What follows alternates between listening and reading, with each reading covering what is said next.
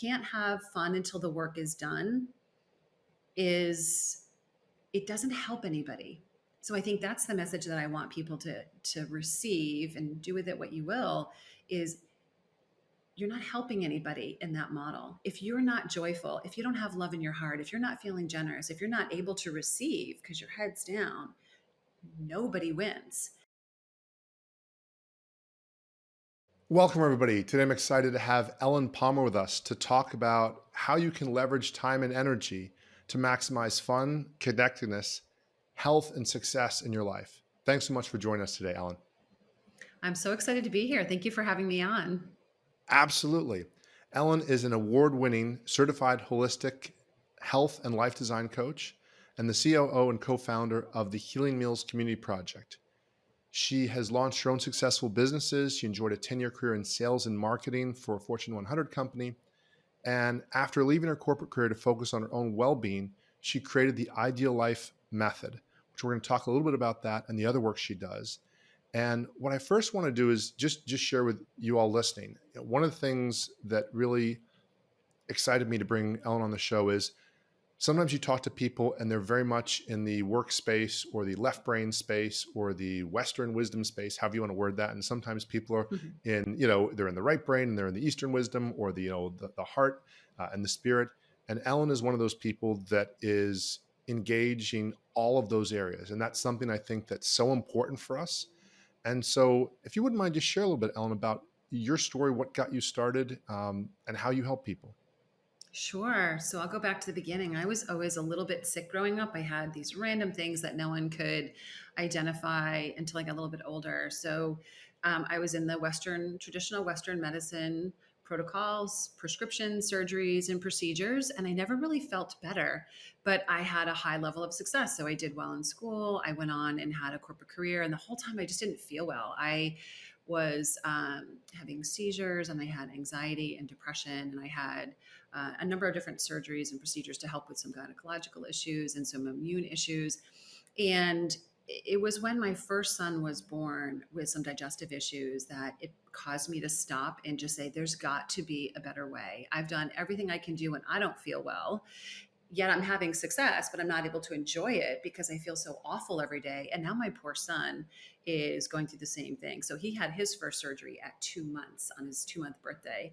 And I said, absolutely not. Is this poor little boy going to suffer like I have? So I just started going rogue. I was really curious and I started researching integrative, functional, alternative medicine and found just incredible insight there with some phenomenal people who helped me see that, traditionally in medicine, folks are trained to diagnose symptoms and help you with symptom relief, but no one was getting at the root cause. No one was looking lower in the world that I was living in anyway.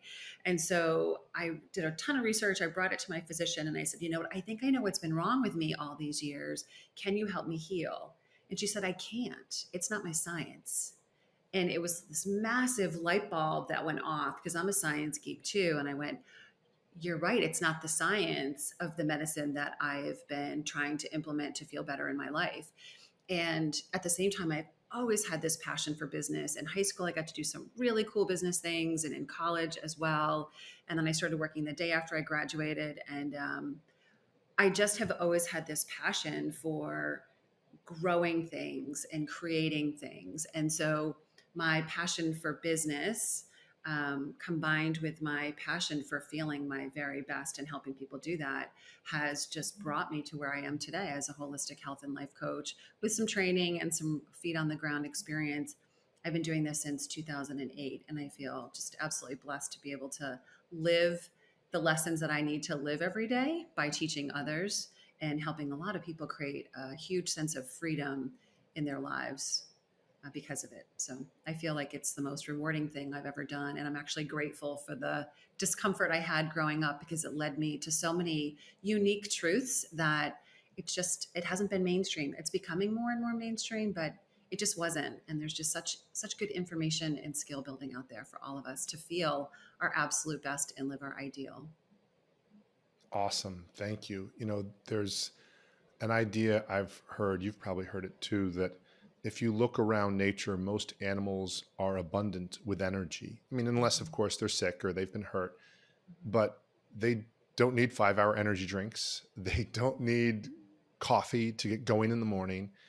There's this natural balance, and they seem to intuitively know what works for them. Now, they still have to work. A lion has to run to catch its prey, or whatever, the animal is, Mhm. but there's not the struggle. There's not the stress, or at least it doesn't appear to be, in that sense of, well, I'm not sure about this, or am I doing this right? Or things such as depression or anxiety, where we question ourselves instead of simply being. Can you explain a little bit, what is it that people come to you for? Because I've heard this term before, and sometimes even the word holistic over the last Mhm. 25 years, at least that I've read, can mean so many different things to different people depending on how they use it. What does it look like when somebody comes to you, and how do you help them? That's a great question. People usually come to me when they've been everywhere else and they just aren't feeling better, or their business just isn't successful, or their relationships just aren't where they want them to be. So they've tried other things, they've read, they've done some workshops, or maybe they've done some reading, but they haven't been able to find that key that opens the lock for them. And so they come to me because maybe they're feeling just incredible low energy, and they might have some digestive issues, they might not, but they just are dragging and they don't know why. They've had every test in the book and they should feel great. Or they have been to and worked with different business coaches, and they just aren't feeling the success that they want to feel in their business. And they've depleted their energy store while they're building their business. They've left sort of themselves in the way background of who they are and what they're doing. And so when someone finds me, they're really eager for change. And so someone asked me this question once in an interview, like, does that feel like a ton of pressure?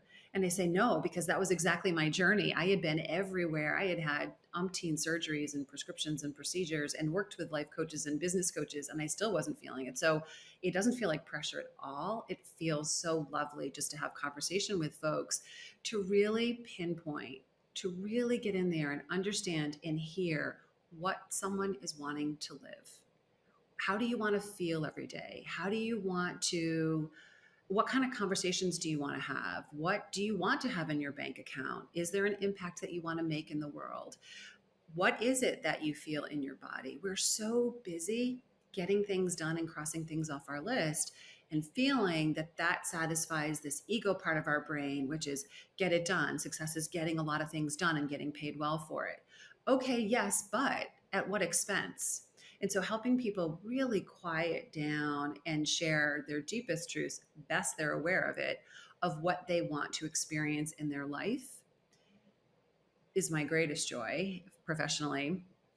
And then unraveling that. So I've got this weird talent of being a really, really good knot untangler. So if you had the worst knot in the world, you could hand it to me, and somehow I would break it all apart and I would sort it out. And that's what happens in health and life coaching.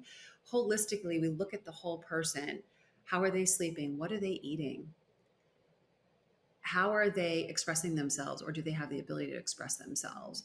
Do they have a clear understanding of what their magic is in the world? And most people don't. It's, I could talk for hours and hours just on this one topic, but we all are in businesses, right? We're entrepreneurs, and you might have a level of success, but do you really know what fuels your heart? Do you know what brings you joy? So that's a part of holistic healing physically too. And so helping people understand what's at the root of why they're not feeling good, and what's in the gap between how they're feeling and how they want to feel. And just filling that with whatever they need. It might be food sensitivity testing to understand, is their energy an issue because of what they're eating? Do they have a nutritional deficiency? There's some science, there's testing for that.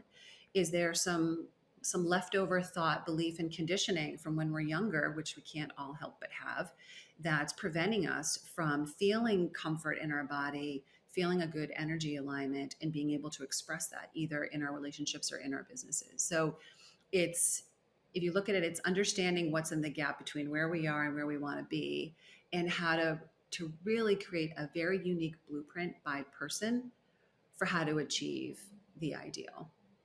So a long way of saying is, like, we in holistic health, We look at the entire person's experience and who they want to be here, and we move forward. So it's a different model than therapy, which I also think is very important, which I've engaged in throughout the course of my life, where there's a lot of look back. We use the past to inform the present to create the future. That's awesome. There's so many things to me that are interesting about what's going on in the entrepreneurial world since online courses and online marketing have, come sort of center stage in a lot of areas. I'm an online course creator. One of the different things, or maybe one of the things that's been amplified, is this promise of this quick wealth, or even systematic wealth or formulaic wealth. I'm going to give you a formula. You're going to follow this formula. It's going to work. And we know in just about any other part of our life, marriage, raising kids, being successful at sports, there are certainly best practices, and we want to be aware of those. But I think there's not formulas simply because there are so many variables. I try to explain to people, for example, my father's a really successful insurance salesman in a company, and I'm nowhere near as good at what he does as he is. But he is truly he's a 1% or a top 10th of a percenter in his talents, which ends up making him kind of a poor teacher because he's blind to all the other strengths he has that others don't have, that he assumes are part of the mix. And when I see so many entrepreneurs struggling, we know the high failure rate, depending on whose stats you read, but it's pretty high failure rates for entrepreneurs. And I find so often they're just focused on this one area and of the business itself, and they've left out their personal happiness. Are they excited about it? Are they eating well? Are they getting good sleep? Did they already have energy in the first place? Like, so many other variables. And when you realize there's so many more, then at least it would perhaps adjust our expectations and say, oh, wow, you really kind of need to be prepared for this, to where you only have that one or two extra variables if you're starting a new business. Whereas if you haven't figured out, for example, how to communicate with people in life and how to get along with people and how to operate in the business world, even in the corporate setting where there's a lot more restrictions, to then say, I'm just going to start a business out of nowhere is very unrealistic. How do you help people look at, or actually more in a different way, what are some of the most common blind spots for people? And I'll go specifically to entrepreneurs, since that's a huge part of our audience. What are some of those blind spots where people say, and it's frustrating, when you're like, I'm doing what I was told to do. I'm following these things. And I can see you're smiling, like this frustration, like, but I'm doing it. I'm working hard. I'm hustling. I'm grinding. I'm doing just what I was told. I'm following the directions. And not just I'm being a good boy, like, please be good to me, but really, like, I'm confused. Why isn't it working? What do you find people are running into that maybe are those other obstacles that they're not seeing, even though they might be executing the game plan, the action plan, to the letter? It's so important that we understand that we are a mind, a body, and a spirit all the time. You can't separate that. So who you are is who you are. So the biggest blind spot is, have you taken the time to get to know yourself? And it's this big, scary thing, except that it's not. There is a blueprint for getting to know yourself. We just don't teach it, right? We teach math and science and history and keyboarding and coding, but you have thoughts and feelings in one human body that you have for your entire life. I mean, it is a valuable, valuable, valuable asset. And we don't teach people how to work with those. Like, how do you understand? How do you communicate, like you're saying? How do you fuel your body appropriately so you can have a clear mind and make great decisions and have the energy to really connect with people and pause and listen to them? We don't teach people how to get to know themselves and how to truly care for the whole person. It's like, I think of this notion of building a house. Like, we think a house is wood. Like, oh, look, they built a house. There's the wood. A house is wood, nails, glass, concrete. All of these things go into the mix. And the most important thing that creates a solid home and a sustainable home that you'll have forever and ever and ever and ever and ever is a solid foundation. And so I think it's just so important that we stop and ask ourselves, like, what is the foundation of who we are? And we are human. So our foundation is we are a mind, a body, and spirit. Just like a house requires all of those things, to put it together and keep it whole. You have to take care of that over the years. But we also have to know how to take care of our mind, our body, and our spirit. How do we do that? We're never taught. And so we end up by feeling like it's not for us. Success is not for us. I'm doing all the things I was supposed to do. And apparently it's not for me, or I'm just not good enough. And so I feel like a failure, and energy creates energy. So failure energy creates more sense of failure. And then we just end up by being totally depleted and then just completely relying on our energy to gut it out and to push even harder to achieve the success. When really that model is so flawed, because where are you in that entire equation? Where is your physical health? Where is your emotional health? Where is your relationship health? How do you get to feel joy in any of that? And I've done that model, by the way, and I can tell you firsthand, it creates sickness. It creates a ton of anxiety and depression.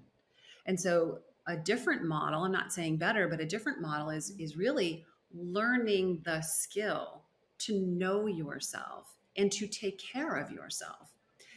I do this exercise with corporate groups when I'm speaking, and I ask them to start with 168 hours in the week. It's like, okay, we all have 168 hours. What do you need to focus on in order to be successful and happy? And there isn't one person that's ever said, I need to take care of my health. Never in the course of these 13 years, not one person has stopped to say that. They're like, oh, I couldn't live without my computer. I couldn't live without my sales skills. I couldn't live without my family. They're so supportive. And all those things really matter for sure. But if you don't take care of the one machine, engine, beautiful body and mind and spirit that you have for your entire life, you're never going to have anything else. So teaching people about how to fuel their body, how to fuel their mind, and how to fuel their spirit is what I do. I get to teach. I first had to learn it and unravel the model that I had, which is I just have to push harder. I just have to work more hours. I just have to meet more people. I just have to go to more networking events. I had to look at that model and realize that that was not working. And then I had to learn the very important personal skill of getting to know myself and how to take care of myself. And so, what do you need to eat? When do you need to eat? How do you need to eat? What is your relationship with food? It's not hard. It seems so complicated because we make it complicated, but it's super simple. We just need the blueprint. How do we understand the thoughts that we're having all day, every day? How do we understand our feelings and what they really mean? When I learned to fire my mind, I did really well, because all the thoughts that we're thinking are mostly not true. So, how do you bypass the mind so that you can really land into your own truth, not just information and statistics and knowledge? How do you know your own truth, and how do you manage your emotion so you can really connect with people? And then how do you fuel your spirit? Your spirit is your connection to your purpose. It's your why, it's your experience, it's your intention and energy. It's not woo woo. It's really the science of energy. It's quantum physics. It's like, how do you really understand why you're doing what you're doing in the first place in any area of your life, whether it's exercise or connecting in a relationship or getting a new job or taking on a new client? Why are you doing that? So it's helping people pause and really understand those three intricately woven, beautifully connected elements of the whole. It's so interesting to me that specifically in the United States, we are a country founded by people who practice Christianity, Mhm. who believe in something bigger than themselves, some divine force. And yet we're so,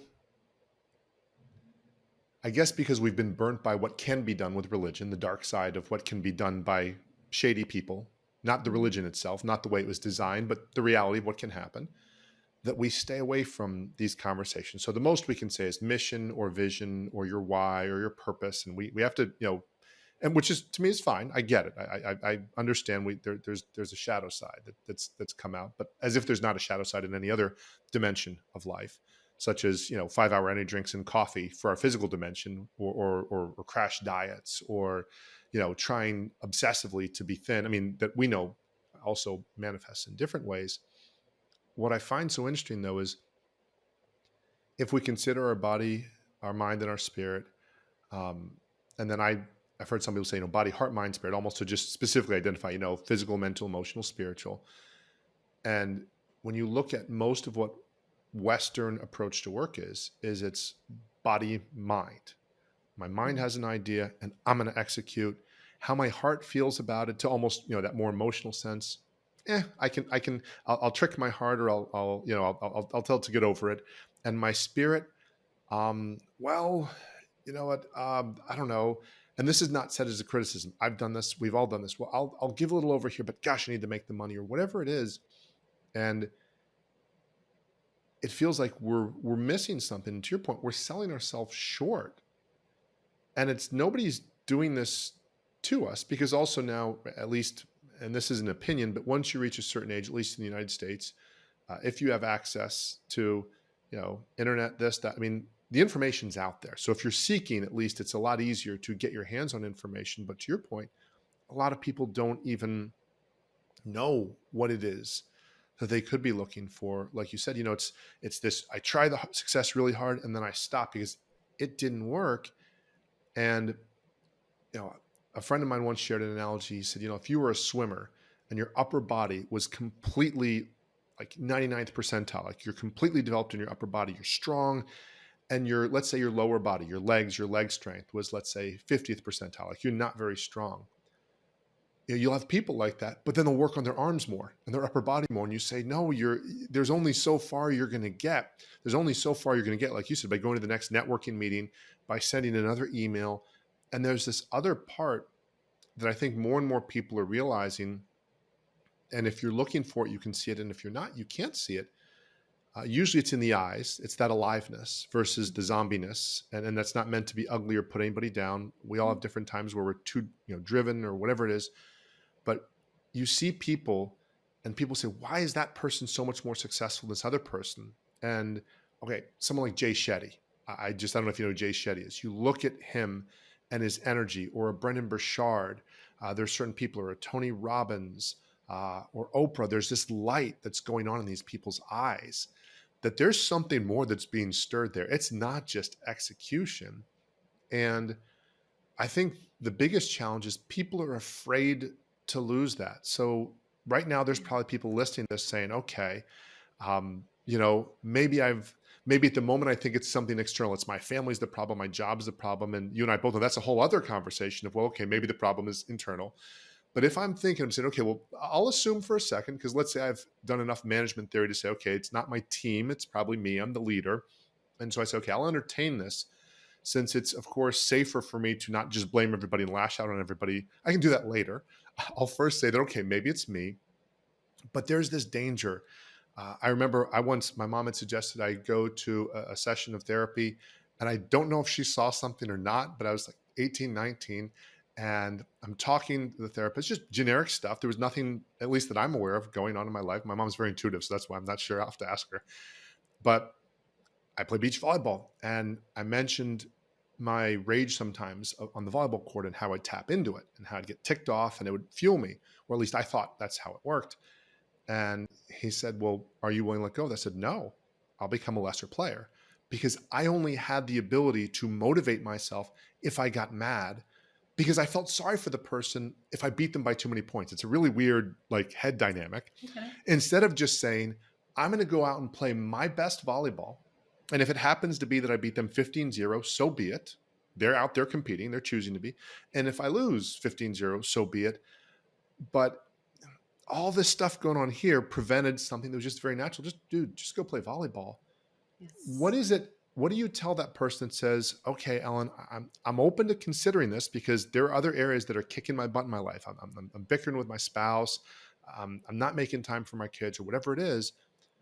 But I'm scared because, remember, and perhaps as a male, I'm tapping a little bit into the male side, but of course, women are also providers.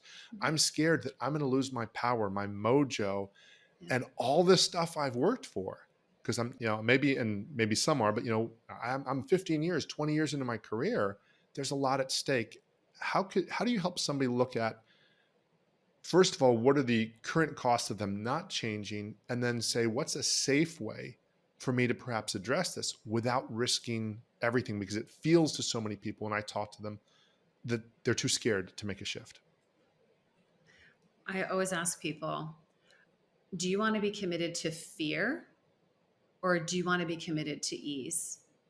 And it's a tricky question because those of us that are wired for success, like it's not easy. So we think like, well, that model's flawed. I guess I'm committed to fear. We're like, okay, let's just look at that. What are you afraid of? What are you afraid of? What are all of the things that you're telling yourself you either can't have, aren't capable of, etc.? Because none of it is true. But unless you're willing to ask yourself what you're committed to, you're never going to move forward, right? It's people talk about stress in the same way. It's like, well, stress is my edge.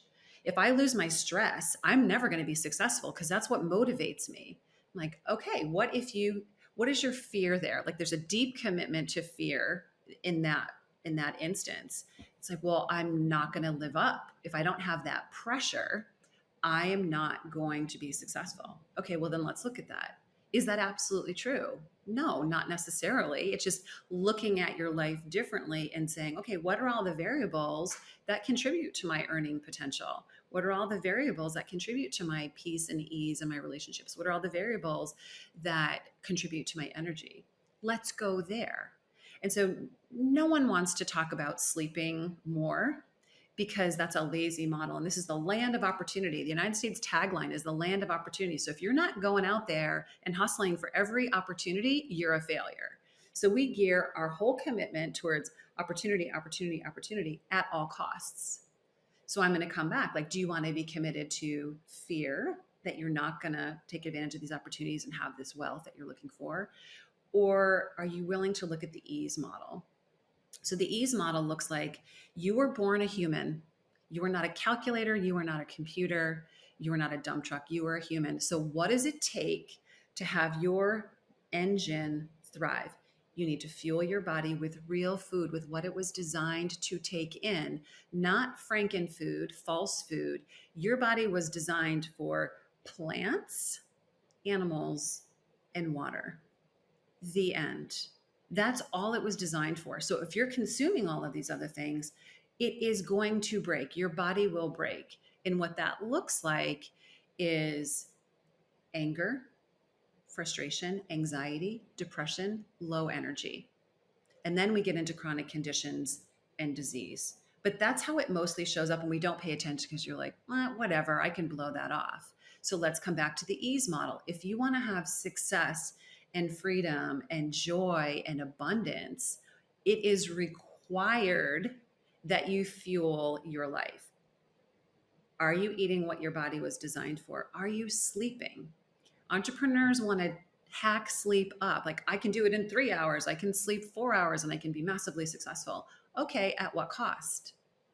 So the fear model is, I can't sleep or I won't be successful. The ease model is, the more I sleep, the more my brain rests, I have a chance to reset my metabolism. All of those dead cells that are broken can leave my body. I can generate new cells. I have a clearer perspective. I have more energy to engage and connect. Incredible. So not by sleeping less, it's by giving your body what it needs. Remember, you're human. The ease model requires that you rest it.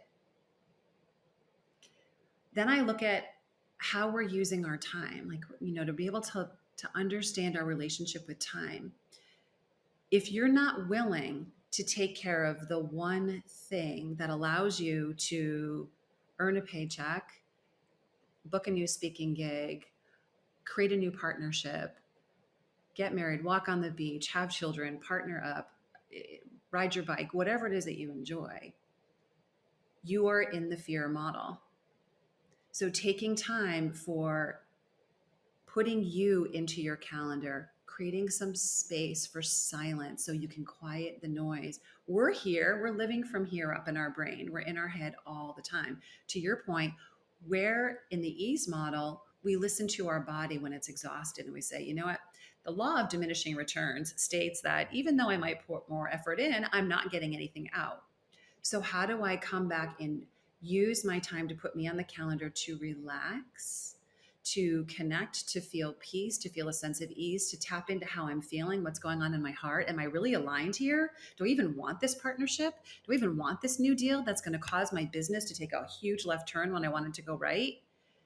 if we're not using our time for us to tap into those things and to fuel ourselves, we're working 1,000 times harder than we need to be.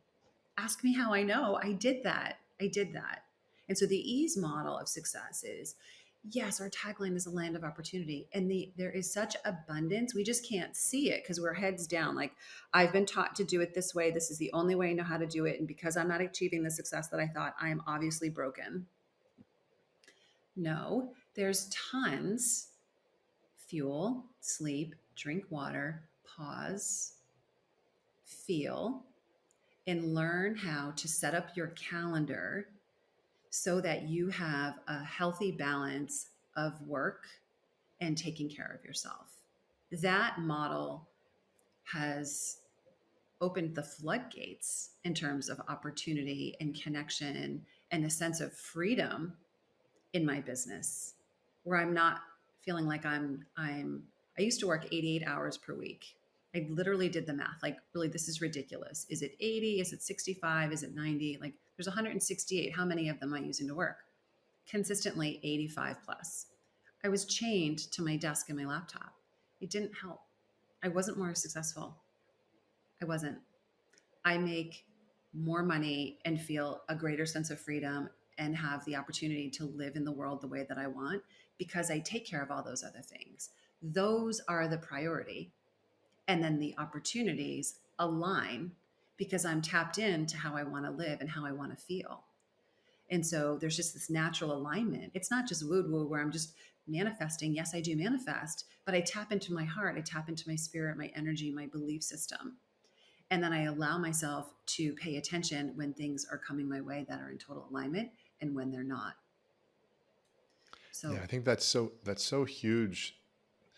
There's so many things you said there that are worth commenting on. First of all, the idea of, sometimes simultaneously trying to be unique but trying to copy others. So, we saw like, well, it's done. Somebody else did it. How do I get to be unique like so and so? Well, you can't do what they did because then you're not unique. It's, you remember like in middle school, the kid that's like, I'm a rebel, and here's my group of rebels that were all rebelling against conformity. It's like, okay, it's kind of a funny joke there. mhm.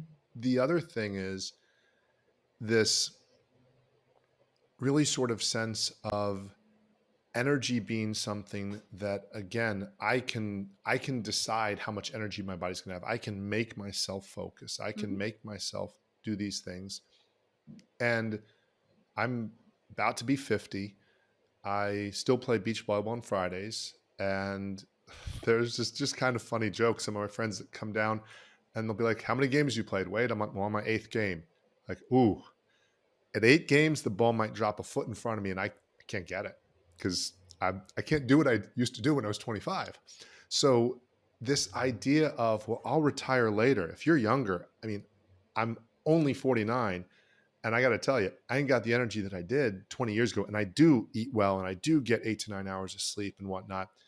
But this idea of, well, I'll get to my life later, obviously in parenting, well, the kids, if you're raising kids, they're only there for so long, usually, God willing, that they eventually Right, leave the house. right, right. And so you don't have forever. So there's so many of these things. And to me, it's just the difference between, almost from a financial example, constantly being like one payment behind on your credit card where you're always getting whacked with interest because, versus paying your credit card off every month, actually getting a 1 to 2% cash back bonus. That's even if you like, of course you go into that rabbit hole of finances, but in essence, being on schedule, enjoying the whole process. And like you said, my gosh, there is so much abundance out there. There's so many different ways to be successful, but our fear, at least for me, will drive you to make so many decisions that are poor, especially when you're overtired.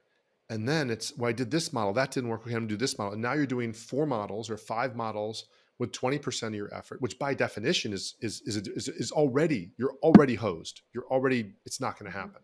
Mhm. And forget even if you execute well, but even then, and I've done this, I've run multiple businesses at a time, and there are new businesses. Sometimes you can, automate something like, okay, I got it down to a science. I can run it 3 to 4 hours a week. That's different than, okay, I'm starting 5 projects or 4 projects at a time. I just see so many people that they're like, well, I'm going to put 20 hours into this one and 20 hours in this and 20 into this and 20 into this. And so 80 hours, and I've got 4 part-time jobs and one of them is going to hit. And it, again, if we're a computer that can be plugged into the wall, and if that truly the mechanism is, without any lifespan, which even, light bulbs or computers still have a lifespan, you'd say, okay, that makes sense. But the happiness, the joy, the things you can't fake that get people engaged with you, um, I just see that that's not possible. I'm going to ask us to jump a little sideways on something in the conversation, because one of the things that, to me, it's not only a criteria I use by all, but it's something that when it jumps out at me, when somebody's involved in really making something happen for other people. And, you and I talked a little bit about your Healing Meals community project. And when I see people that have the energy, it also indicates to me, okay, this person in some sense has abundance or overflow of time, energy, compassion, money, whatever it is, where they're able to do that. Would you mind sharing a little bit about that project and how Yeah. it came about, and maybe, how, and I don't even know the story of this. Did your shift of being able to have more balance in life allow you to do that? Was this something you did when you were working 80 hours, or how did that come about? Yeah, for sure. Um, to your point, and I just want to circle back to this and I'll weave it in. Everyone is following someone else's model, and that's okay as long as you are uniquely you in course creation, in a podcast, in a blog. Like, be uniquely you, because it's so magical that all of your life experiences came together so that you can share that. So trying to replicate someone else's business is not going to work for you unless you are uniquely you in that model. So in my life, what is uniquely me is I suffered growing up. Like, I had all of these really random things. I never felt good in my body. I had such digestive distress. I had heart stuff. I had headaches. I had these weird seizures. I just had a lot of weird stuff. I had a lot of gynecological stuff. And so that has served me. So that was a part of, I'll flash through my corporate career, which led to my consulting career, which led to my entrepreneurial career. I've built four, if you count corporate, I've built 4 businesses. And my unique experience having health challenges and finding my way to a better model has been infused in every single thing that I've done that I've been successful at.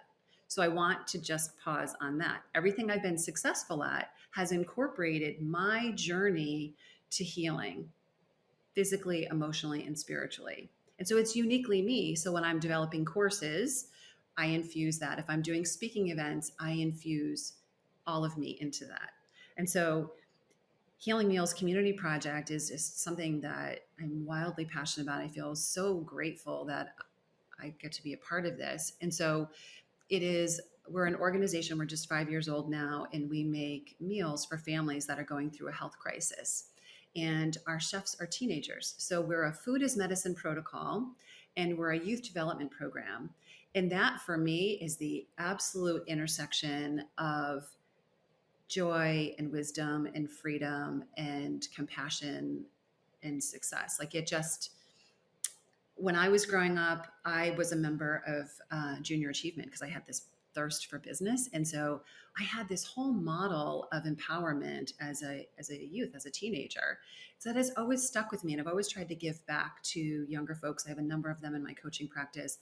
But to be able to create an entire organization focused on the gifts and talents and magic of young people is so rich in so many different ways. It's so nourishing for my soul, but it's so nourishing for our community.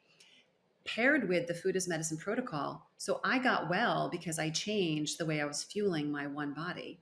So practically everything I was eating was causing a massive disruption in my body because I wasn't filling it with real food, or I was filling it with food that was real, but my body was offended by. And so changing what I fueled my body with got me well. It boosted my energy, all of my issues cleared up. I was able to come off of so many different medications. I stopped having surgeries. And so food as medicine with youth empowerment is just the most beautiful integration I have. And that came from all of my other experiences. I'm 54 now, and we launched this 5 years ago. So I wasn't even 50 yet. And it just was this beautiful combination. And what is also unique about this model is I didn't do it alone. So in all of my other businesses that I've started, I've done them alone. And as any solopreneur knows, I can't even say the word solopreneur knows, it is blood, sweat, and tears at the cost of everything if you let it. And that was the model I knew. And so that's what I did. And what's so beautiful about this, it's been so healing because I started it with a partner and two other founders. And together we just built and collaborated and learned and grew together. I've grown 1,000-fold in terms of my leadership skills and abilities by being in partnership in such collaboration as we build out this model. And the ripple effect of this model has it's exponential in its return to the community and everyone that's involved in it. It's a very healing place. And we've served 77,000 meals to date, and we just moved into a new location. So the opportunity to do 40 or 50,000 meals just in this 1 year. So we feel really grateful. And I love the model. It's just an incredible way to do business as a nonprofit and see the ripple effect of kindness and nourishment in the world. Wow. Congratulations for that. And thank you for doing that. That's awesome. Yeah. Yeah. One of the other It's things you and really, I talked about when we were in the pre-interview, there was something, and I have this note here, and I'm pretty sure you said this, that it's a powerful statement. We were talking about the idea that the collateral damage of not including you in your ideal life is huge. What have you seen, and what does that look like for somebody who's saying, hey, am I including me in my life or not? What does that look like for your clients? Let's say the before versus the after. Hey, I'm not versus after. Yes, I am. Here's what it looks like. And here's what I now have that I didn't have before. yeah, I think the collateral damage for folks that I work with is disease, it's chronic conditions, it's addiction, it's broken hearts, it's a lot of relationship trauma, it's bankruptcy. You know, the collateral damage of not having you in your business is emotional and physical bankruptcy at times. And I don't mean for that to sound so dramatic, but if you look at, you get this one life, like God willing, it's 88 years long, but not to your point earlier, life is only happening now. So if you don't include you, there's no guarantee that there's going to be you. And in holistic health, we talk about something, you know, this is going to sound, I'll let you all decide how you receive this, but do you want to live longer or do you want to die longer? And so the die longer model is success at all costs.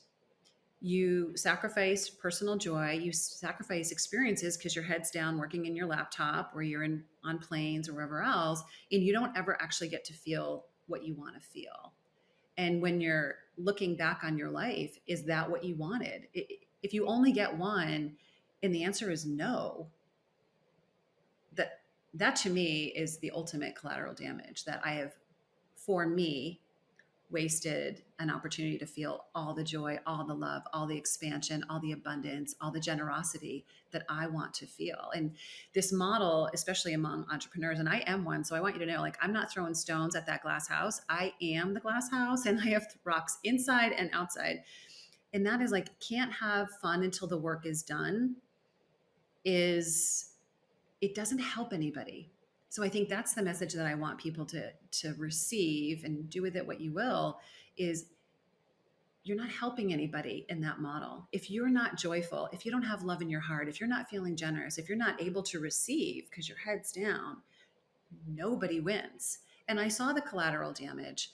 My kids know me as a successful businesswoman who is always giving in the community and gives so much. And I love that. And if I could have some time back with them and help them know for sure, and they know, they're like, Mom, you always think that you're this horrible mom. Like, I don't think I'm a horrible mom. I just wanted to experience it differently and I didn't.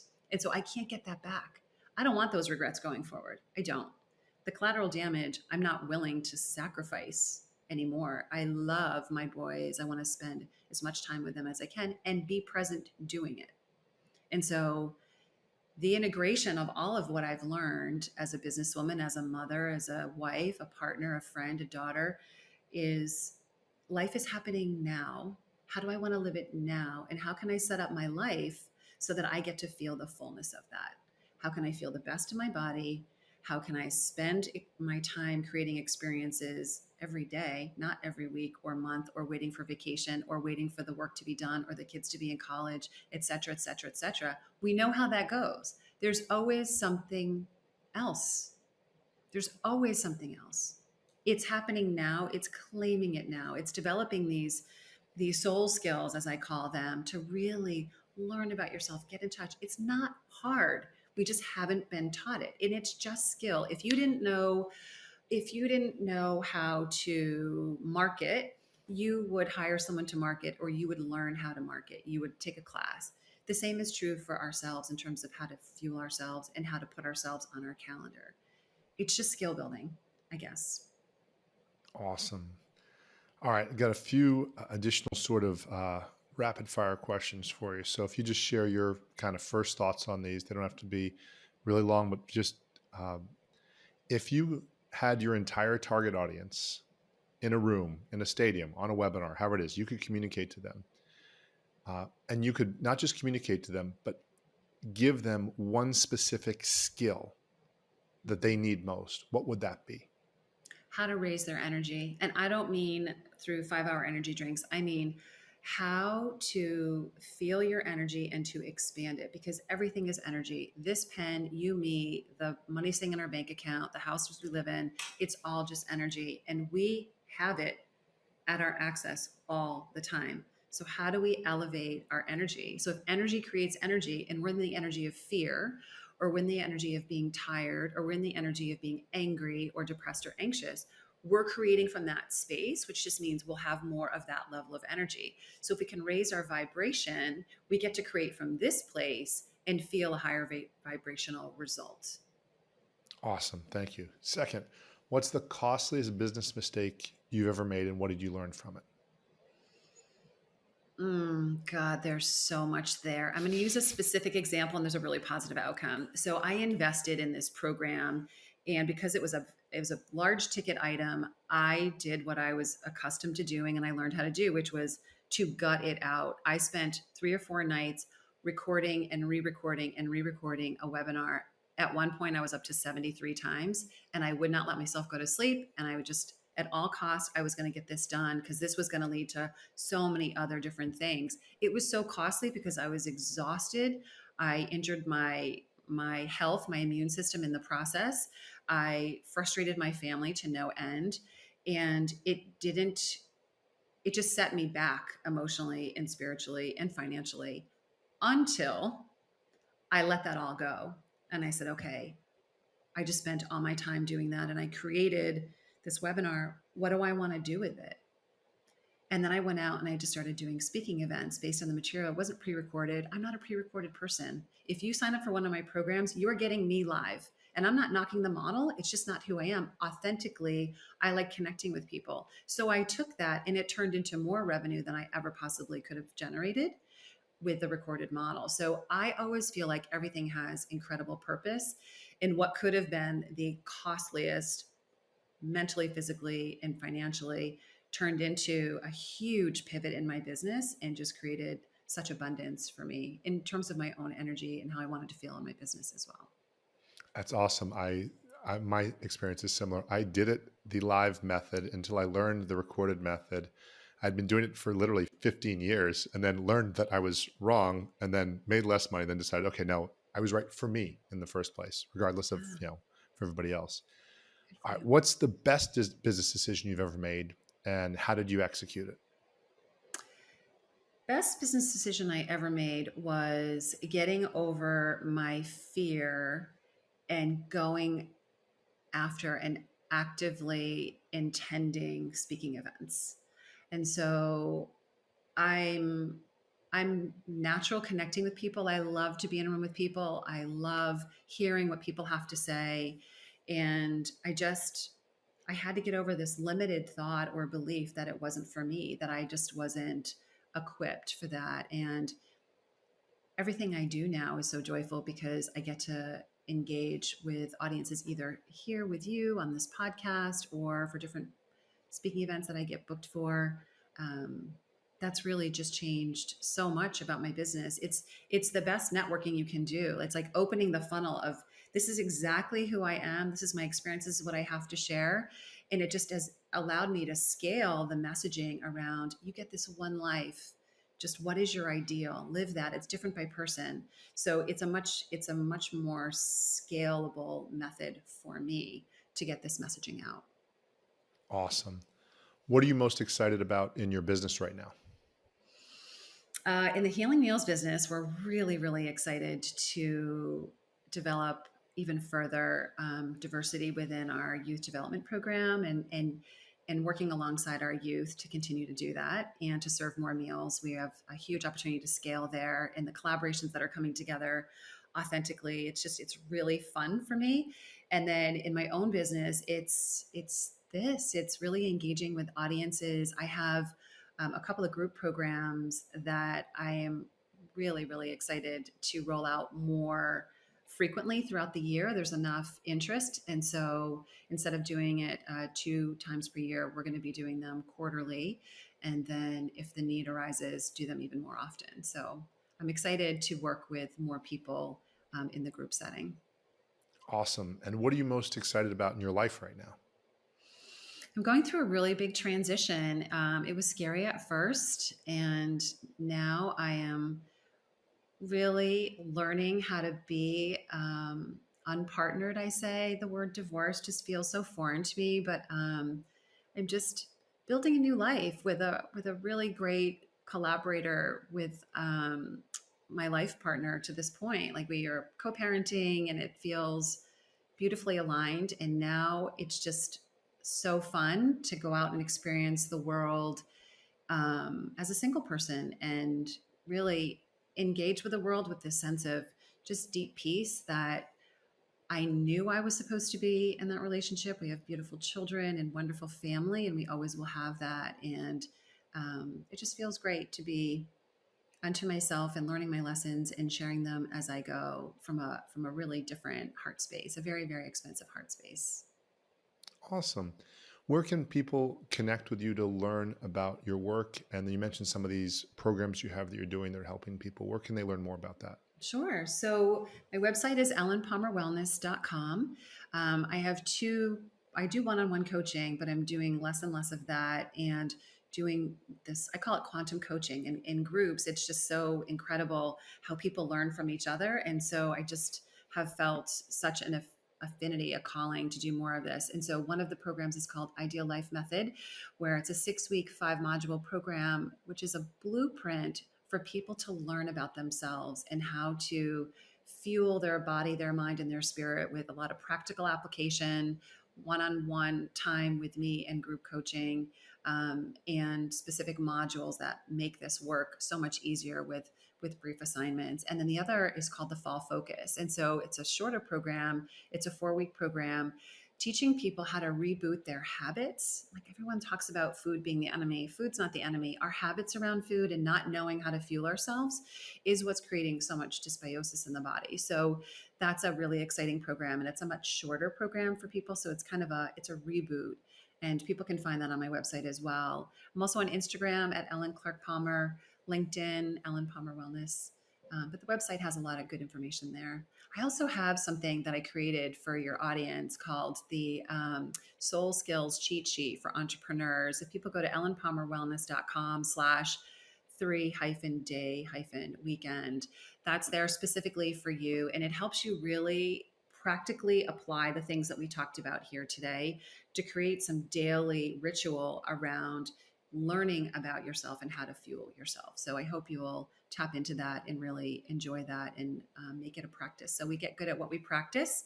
Are we practicing worry and getting good at worrying, or are we practicing abundance and ease?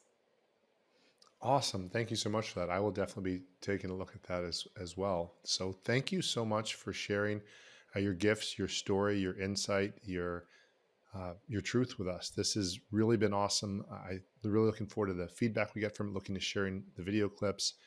Thank you again so much for joining us today and sharing your gifts with us. It was such a pleasure. Thank you for including me in your world. I'm happy to be a part of it.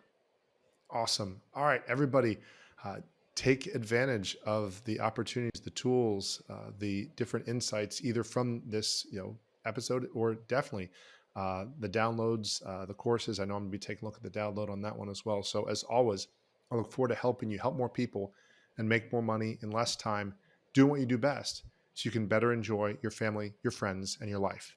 Thanks for listening.